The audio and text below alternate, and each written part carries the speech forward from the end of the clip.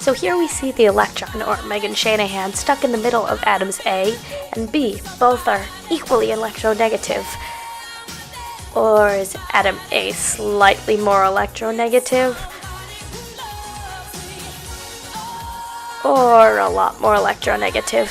The electron chooses atom A, and atom B is left alone, wallowing in self-pity and despair, because it must live the rest of its life alone, for it is not electronegative.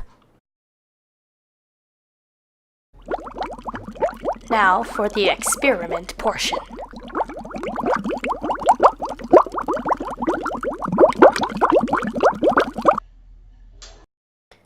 Here, the waterbender wields one of Mr. McLean's old blinds, statically charged with a piece of faux fur.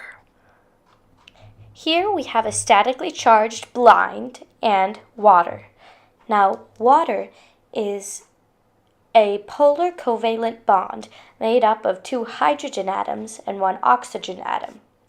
Because of this bond, the negative charge of the electrons of the statically charged window blind are able to push the water in different directions. And now, what is a covalent bond, you might ask? Well, first we have to look at ions. The greater the electronegativity difference, the more ionic the bond is. For example, if something had a very large electronegativity difference, it would be very ionic, and vice versa.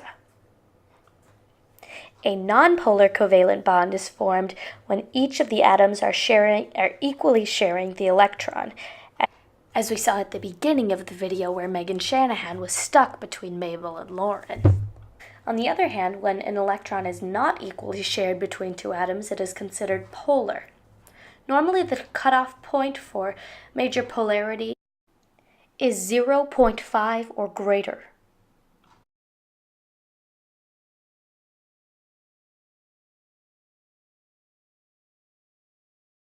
Alright, so let's say we wanted to find out what type of bond is created between hydrogen and fluorine.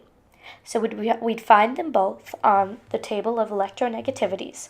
We can see that hydrogen has a score of 2.1 and fluorine has a score of 4.0.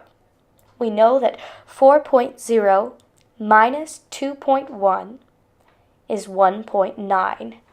Now we know that 0.5 and above means that we have a polar bond.